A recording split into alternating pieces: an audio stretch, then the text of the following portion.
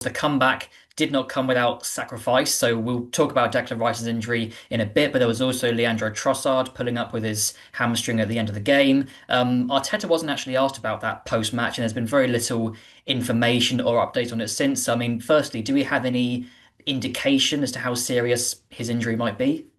No, not at this point. They're obviously assessing it. I mean, I think season is over for Trossard. I'd be very surprised if we see Trossard between now. You don't walk off like that, clutching your hamstring with 2 weeks left of the season and expect to see him again. So I think that's him done and dusted. Which just in keeping of Arsenal season, hamstring FC strikes again, as I'm sure we'll talk about with Declan Rice in a minute. So yeah, I'd be surprised. We'll hear from him on Friday. His press conference is on Friday. So if there's no news before then, I'm sure we'll find out then. But I'd be very surprised. You just don't. You're there at that stage now where you just don't. There's no point risking anything anyway. If someone's kind of borderline, you don't want to risk it. And we'll talk about Declan Rice, but I'm absolutely adamant that there should be no risk taken now with Declan Rice.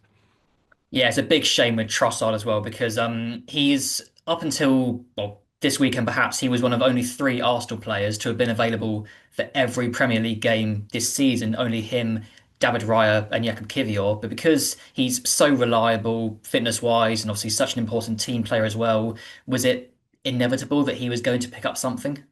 Maybe considering he was in the Euros as well, wasn't he, in the summer, and he's just basically gone back to back to back. And it's pretty mad that he's actually managed to get this long without something happening. And he's played a lot of football recently as well. He's been a really integral part of this team in the last couple of months, playing whether it be up front or left wing. I think he's been playing in really good form as well because he struggled early on this season. He was struggling for form, but I think he's found somewhere near his best form of late.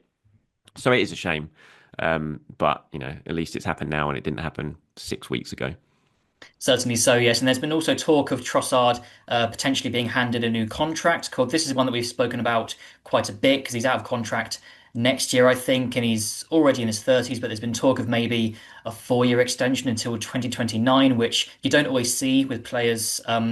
It sounds weird, like the way we talk about it, like 30 being a cut-off point, and it's certainly not. I mean, you look at Mohamed Salah. Obviously, Trossard is no disrespect that he's no Mohamed Salah, but 30 is absolutely not a cut-off point for a player. But it's still sometimes unexpected to see players who are 30 plus being given 4 or 5 year extensions. But the fact that we just talked about he is so reliable fitness wise, very rarely misses a game. And, at the end of the season, especially, he normally produces. So can you justify, I mean, a 4-year extension based on, those two factors alone, or would maybe a 2 or 3 year be better for you, do you think? Yeah, 4 years sounds long to me. I have no issue with Arsenal keeping Leandro Trossard unless if a really good bid comes in this summer, then obviously you got to consider it. But I just want Arsenal to have real strength in depth. And if we're expecting them to sign another sort of wide attacker this summer, I'll be surprised if they don't. But if say you lose Trossard this summer, then you're kind of just replacing like for like in that situation. It's not like you strengthen the squad. You might have brought in a player you consider a better player, but numbers wise, the squad's the same.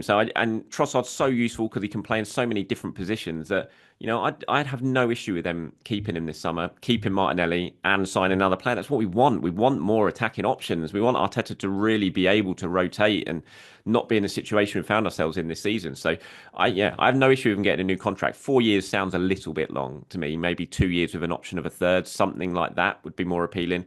Again, it kind of depends on the player. If Saudi Arabia or someone's in his ear saying, "Look, we'll give you 4 years over here," then it's Arsenal might a decision have to be made. Then you either match that contract or you just sort of wave him goodbye and say, "Okay, off you go." So we'll see what happens in the summer. But yeah, I certainly wouldn't be pushing Leandro Trossard out the door. I just really wouldn't.